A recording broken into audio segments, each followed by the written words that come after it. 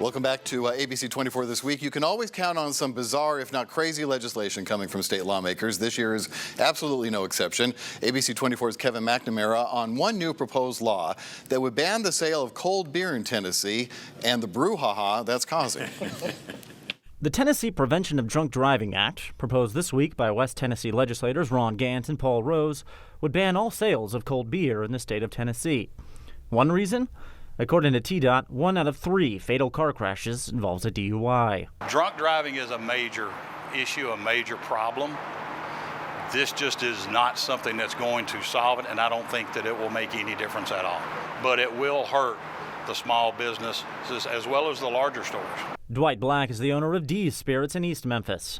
He estimates 80 to 90% of his beer sales are cold, and just having warm beer to sell won't go over well with his customers. I'm just taken aback by the fact that this is what our politicians are spending our resources on to come up with. If we don't sell cold beer, there won't be any more drunk driving, because that is not the root cause of the problem. Black considers himself fortunate that beer sales are only part of his business. Other venues where cold beer is sold, like breweries, are far more dependent on it. Alcohol is already very regulated.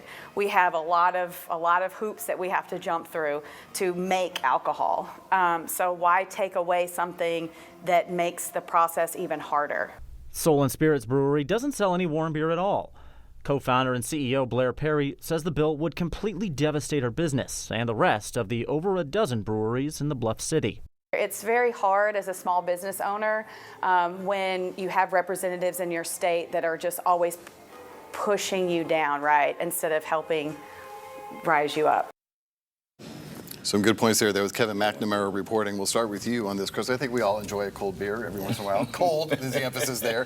What are your thoughts about this bill? So my understanding is that as recently as this morning, this is being walked back a little bit. So I think we all know these gentlemen, Representative Gant and Senator Paul Rose. They are thoughtful guys.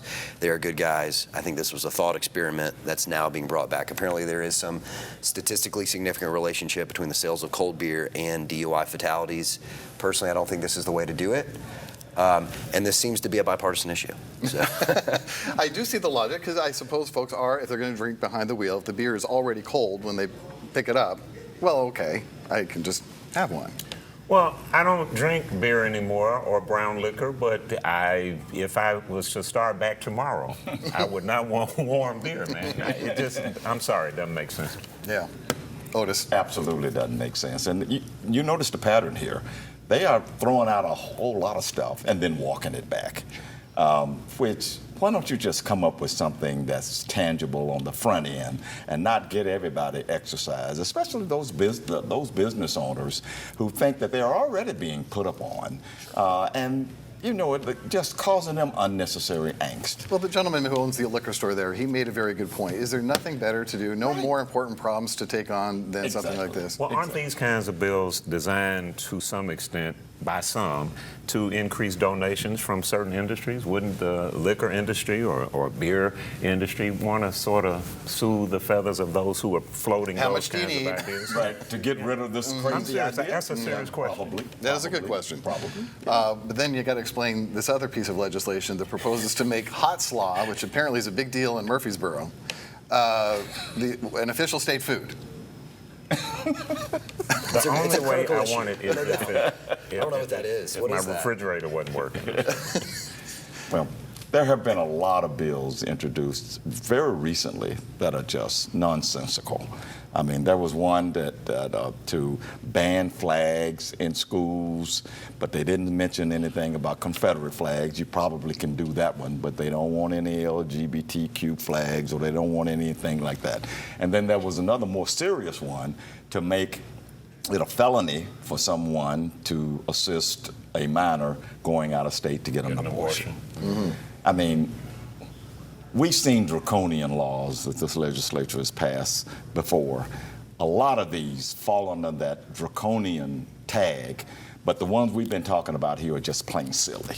just plain so. And shouldn't the Speaker of the House, isn't it incumbent upon them to say, well, Representative so-and-so, that's funny and everything, but we're not allowing you to get this publicity from this silly piece of legislation. Right. We're not going to take up time and treasure trying to fight it off. I'm not allowing you to bring that to the floor. You mean the Speaker of the House who bumped another representative on the floor Right. of the That Speaker of the House. Speaker of the House? Yeah, Not that's going to happen. Is that what you're saying?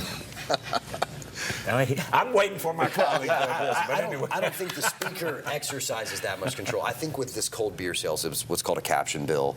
And like I said, I think they're already walking it back. It was an idea. It obviously wasn't as well reasoned as they wanted to be. And look, I don't know. It happens. Well, what about the people who drink wine and then drive? What about the people who drink Crown That's a fair Royal point. and That's drive? a fair point. And the small business point, you have to think about a lot of these small businesses. They're operating on very tight margins. Those freezers, the capital cost, the fixed capital cost in their business to put in all those freezers, that's a tremendous amount of money. Yeah, so that would be a huge loss. Right. So you got to think about that. But I think it was well intentioned, and they're withdrawing it, which sounds like the right decision. So. Well, plus, there's always the issue, too. When you tell people they can't do something, like, for example, you can't smoke marijuana medically or recreationally in Tennessee, guess what? Flood of cars heading right across the river to West Arkansas with the letter they need so they can buy it medically. And you were talking about when you were a college kid at Ole Miss. Yeah, I was at Ole Miss in the early 70s in Lafayette County. You couldn't buy cold beer. You had to buy warm beer. But we just went down about 10 miles to the county line. Otis, we're on TV, and this is not attorney-client privilege. So you don't have to do this. Well, the statute of limitation has expired, yes. So I can say that, yeah, we went to the county line, and we brought the beer, brought it back to campus, and we just had a yabba-dabba-doo time. Right. Lottery tickets were the same way. Remember, Tennessee didn't have the lottery, but Right. everyone went up to what's the town right there on the border of Missouri and Arkansas That's to get their lottery tickets. Or we went to West Memphis and bought Coors beer back in the day. That's right. Because you couldn't get Coors beer here. Wow. Anyway, that's maybe someday lawmakers will learn, but apparently not anytime soon. All right, we're going to take a break. When we come back, we're going to talk about another controversial issue, this time at the city level. City council members proposing the idea that they should extend health benefits for them if they've served 8 years until they're the age of 65. A nice perk. If you can get it, we'll talk about it in just a minute.